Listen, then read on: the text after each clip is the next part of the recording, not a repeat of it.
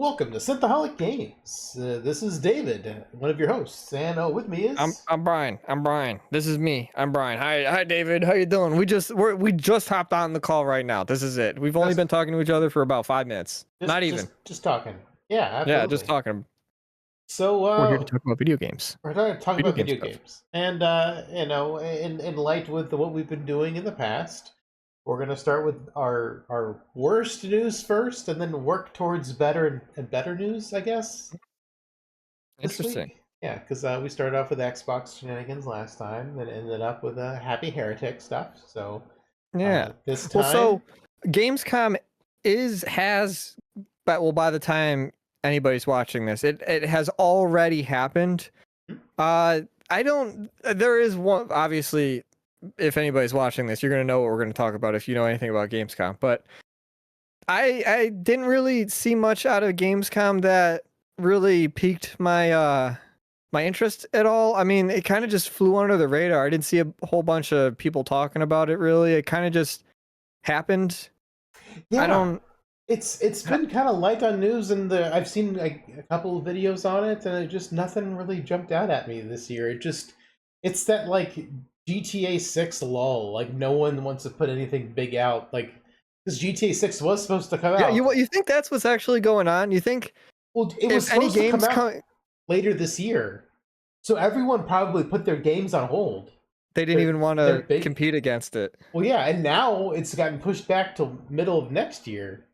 So now Yeah. it's just like, I think, I wonder if that I bet that actually has some validity to it. I think we're in game limbo until after GTA 6 comes out. I mean, usually, like first quarter of the year is pretty good. I think got some big things that come out first quarter, and then Yeah. things slump in the second quarter, and they pick back up in the summertime. But I don't know. I feel like maybe there's like we got this GTA 6 syndrome where no one wants to put anything out around Yay, and also Microsoft just cancels everything because it's the Microsoft way.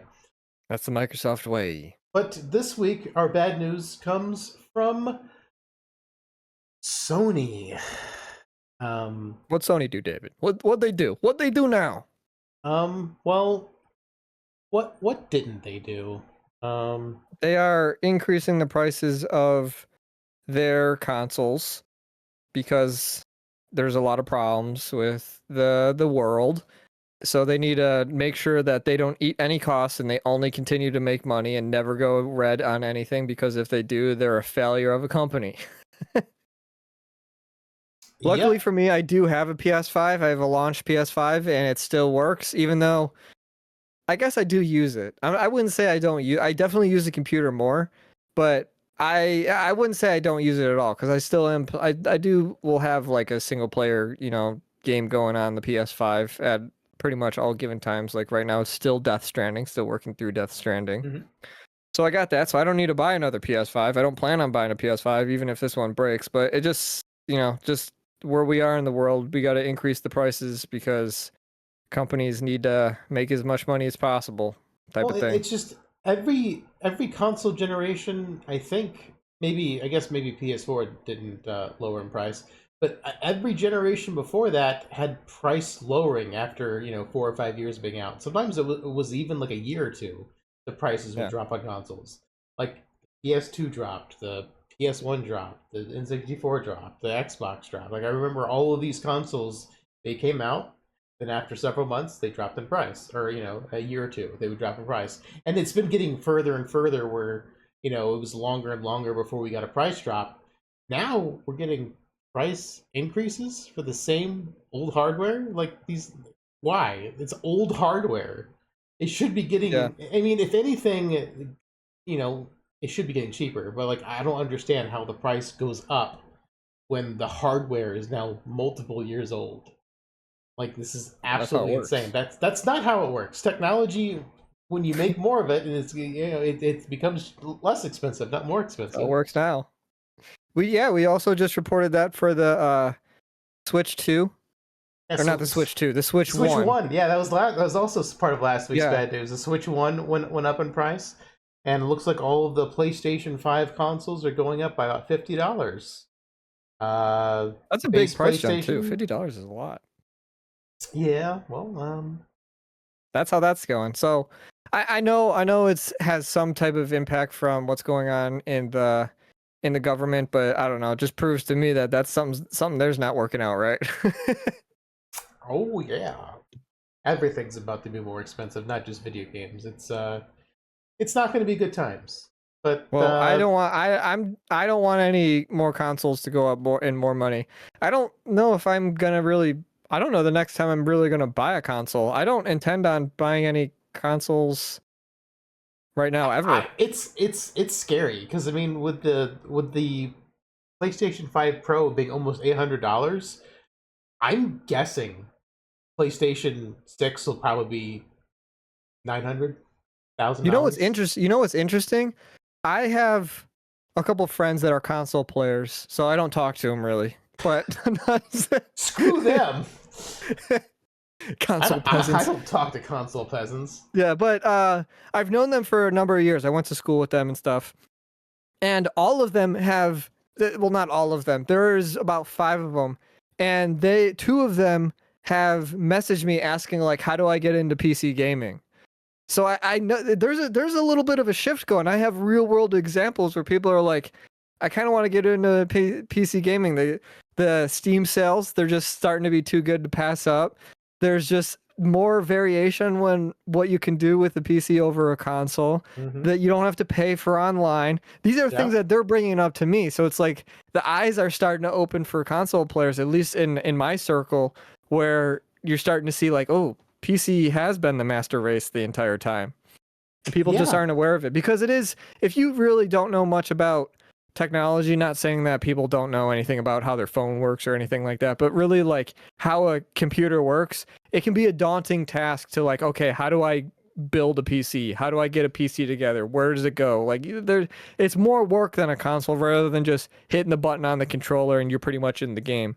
Yeah. A PC has more work than that, but there's also It's worth a it. lot of more pros than cons when it comes to PC gaming over Absolutely. console gaming, especially now that seemingly every game studio is starting to like bring their games over to PC. There is a delay with those, and those delays are starting to be reeled into, just be console and PC release at the same time. And I think that's probably the trajectory we're going on because even studios are starting to realize that it's like, oh, wait, there's a whole untapped PC market that will buy games Mm-hmm. and we will make millions upon millions of dollars if we just put it on PC as well. We kind of don't want exclusivity anymore because we make more money when there's no exclusivity. I don't know how they didn't figure this out like 30 years ago. Like, Yeah, no. it's just like, okay, if you Well, sell now your the money isn't game really to, solely made on the console anymore. It's never like the been made on the, console. it's never been made on the console. Yeah, but Consoles are always sold at even a more so loss. now, where it's the console gets you in the door, and then you make the money off of buying games and stuff. But I guess people maybe aren't buying as many games as they used to because everybody doesn't have as much money as they did. I mean, there's a thousand reasons that it really complex that I don't know all of it, but And Game Pass is making people not buy games very much anymore. Like I just like yeah, every time we talk about game sales and everything, I feel like Game Pass is a giant problem. Like yeah. Well, it's eating into game sales. I And appreciate that more people are getting into PC gaming because I think it once people understand what PC gaming is and what it can give people who don't really who play games but don't really know much about PC stuff. Like I actually one of them, another one this is separate from, didn't even know that you could mod games. Plays games every night, every day you get home from work. Plays games, whatever games on whatever game is popular. Called these like Call of Duty, well, games like that, whatever the heck is on there, yeah. and he just found out that you can mod games on PC. It's like how like I thought that was common knowledge. I didn't know that that wasn't people didn't know that. Well, that's just because we're PC players. We know our chosen platform well. Yeah, yeah. Yeah, So I thought that was it's just cool. That was completely sidetracked from PS5. I guess PS5 went is getting more expensive, $800 or whatever. It's starting to turn into just get a PC. Pay a yeah. couple hundred extra dollars and you get a PC and it's just significantly better in every It's way. significantly better. You can upgrade it at your own. Like the initial cost is a lot, but then you can upgrade it. Yeah. As you go along. And with the PlayStation, you've got to buy a whole other console. Like when the next one comes out. So I mean, Yep. I definitely think PCs are a lot better in the long run. And Yep. you can also do some creative outlets. You got your blenders, your other programs for doing art and whatnot. So you can have some creative outlet on your computer as well. It's something you can't do on your console. Your console just play games and just stream video. So Exactly. Exactly. so Well, yeah, yeah, that's PS5 price increase. yeah, and I think, like I said, I'm scared PS6 will probably be like $900 to $1,000, and like at that point, like just freaking buy PC. Yeah, Like just get a PC. they're Now you're getting just in so PC expensive. territory. Yeah. Alrighty. So next article you sent was Dragon Quest producer Yeah, good Utaro luck. Go ahead. Go for it. Ichimura left Square Enix because it was prioritizing safe or copycat games. Well, Yeah, so I did a little bit of research on him. He works on Dragon Quest games. We know there's a Dragon Quest game coming out, Dragon Quest 12, 13, one of these. 24,000. Yeah, I know. One of them's coming out. Dragon Quest games are very popular. They're good games.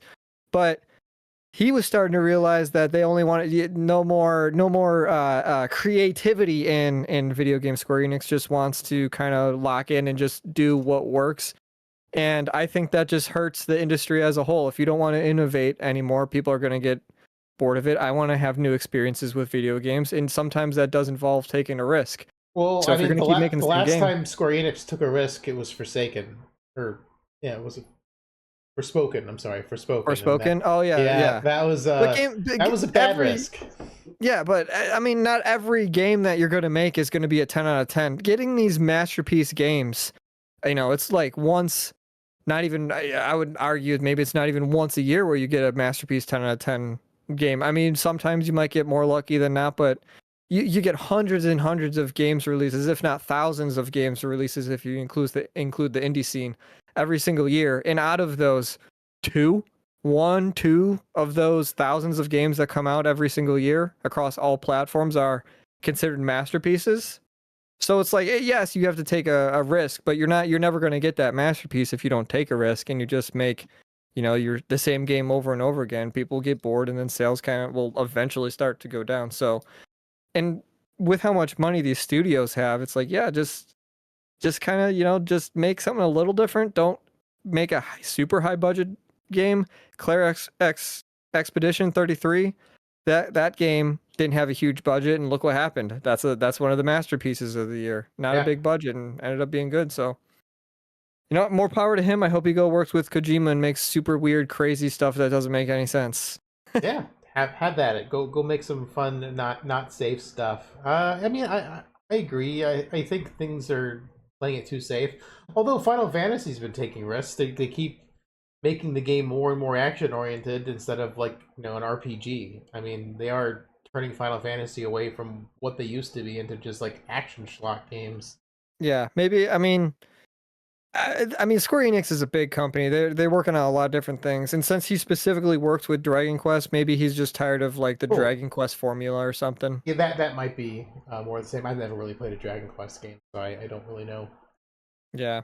personally. One thing I guess that did come out of Gamescom was there's a new Star Trek Voyager game coming out, Across the Unknown. It's turning into a roguelite survival game. I'm not a huge fan of roguelites personally, but I feel like Even though Star Trek. everything's a roguelike. Not everything's. We've had Um, this conversation. You can make an argument to make everything a roguelike. no, absolutely not. There's several tenements of roguelikes that I don't like and that I try to avoid. But I feel like Star Trek doesn't get a whole lot of really great games, and sometimes they're kind of half-assed. Like I think the most recent Star Trek game was a 4X game, Yeah. and I didn't play it, but a lot of the reviews I read, they said it just feels like a mod of an existing 4X game by the same company, and it ended support like within a year. So they're not gonna do anything more with that. So it'd be nice to see if this pans out. If it gets good reviews, I might go ahead and check it out. Even though I'm not a huge fan of roguelites, but you know, Have to uh, see. I would love to give Star Trek some love, and I'd like to play a Star Trek game. God, I feel like one of the last Star Trek games I played was Star Trek Elite Force, also a Voyager game back in the day, like the Unreal Engine first-person shooter game. So it's been a hot minute since I played a Star Trek game. This is a throwback to when you and I used to watch Funhouse. But do you remember when they played like that VR? There's like a VR Star Trek game. uh, I don't remember. I don't remember the name of it or anything of it, but there was like a VR game where everybody's in the what do you call it, where you make the controls, Holiday? the commander chair, like everybody's, you know what I mean, when the The bridge. bridge. Okay, the bridge. But Okay, yeah, it yeah. was like everybody's in the bridge and they all have their roles and you have to like Oh do. yeah, yeah, yeah. The Star Trek Bridge Commander game. Yeah, I never played Yeah, that because I don't have that VR. always looked really fun to me.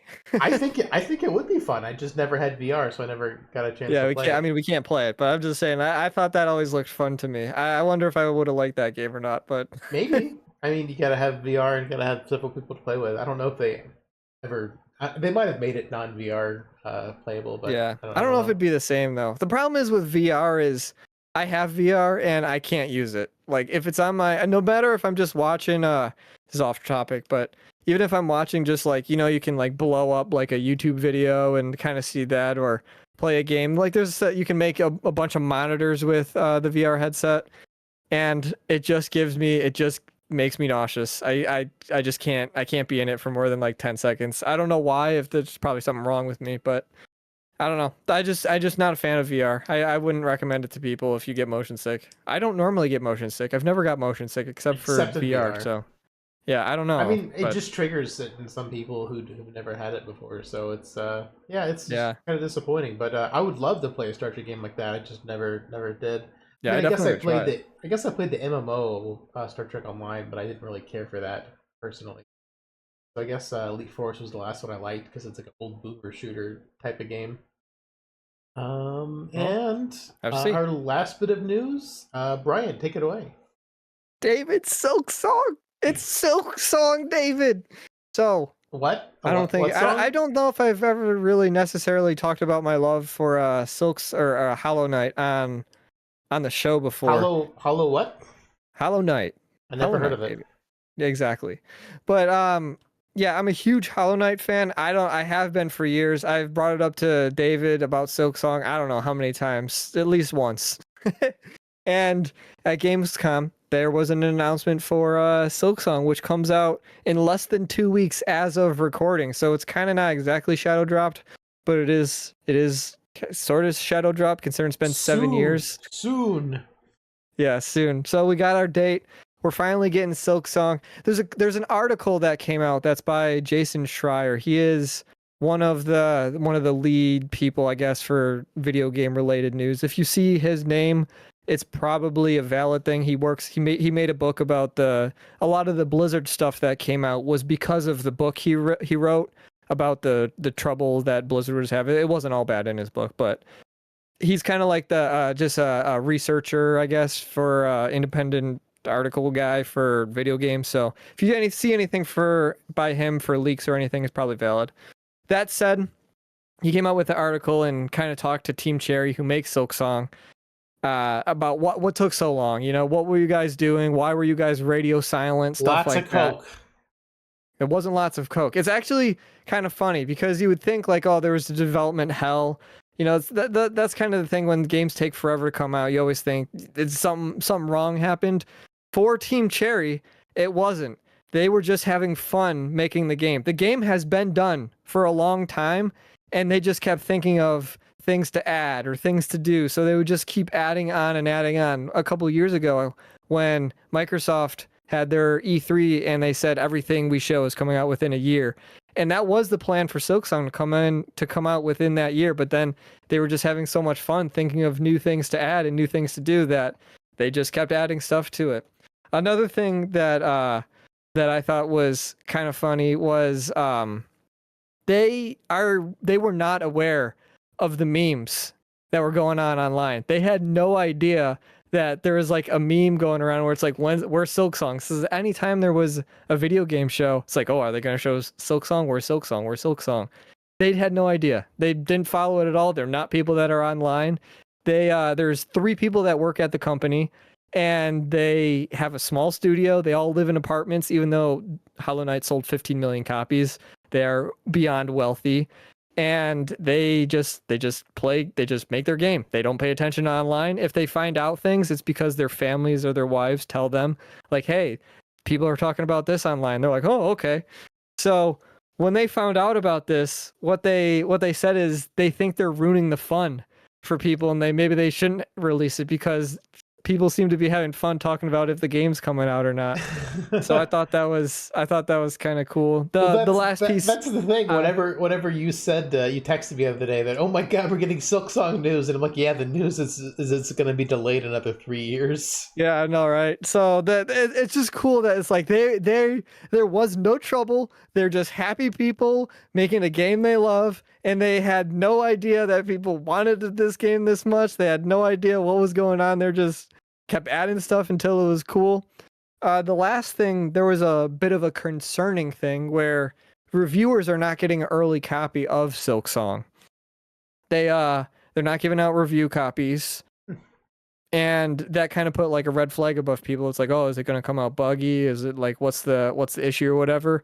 And Team Cherry has actually they addressed it, and they felt like it would be unfair if reviewers got it first because they were worried that people would spoil things, or that the people that backed this game on Kickstarter when Hollow Knight came out like 8 years ago, they feel like those people should be able to play the game before anybody else. So the Kickstarter, they wanted to make sure Kickstarter people could play it first. They don't seem to care about what the reviews are. They just want everybody to play the game at the same time and enjoy it so you don't get spoiled by anything. So That's cool. I don't believe it'll be a buggy game. I mean, they've been working on it for a long time. So we'll see when it comes out, but I would imagine it'll be honestly, it could be a game of the year contender. I'm going to say it, David. I'm going to say it. I think Expedition 33 is going to win game of the year, but I think it could be a contender. I hope Expedition 33 wins because I don't that's see how anything will beat that. But yeah, that's Silksong. I'm sure anybody who's Jeff interested in Keighley. Silksong didn't know all that. Jeff Keighley just like slobbering all over Kojima's Kojima. dong. Probably would be like giving it for Death Stranding. You He know, it'd be might be funny like, if they added it, if Kojima added in like a character that's basically Jeff Keighley, but he just like drools. And anytime like Sam says Kojima, anything, it's just like Kojima. Kojima. That'd be funny to Need light Kojima banter. back. But yeah, Yes, Death Stranding is probably going to be a contender. I wouldn't be surprised if Silksong's a contender. Expedition 33 is obviously going to be a contender. Beyond that, I can't think of anything off the top of my head right now. I mean, Ghost of Yotai from Sucker Punch that comes out I think next month is probably going to be a contender. probably yeah.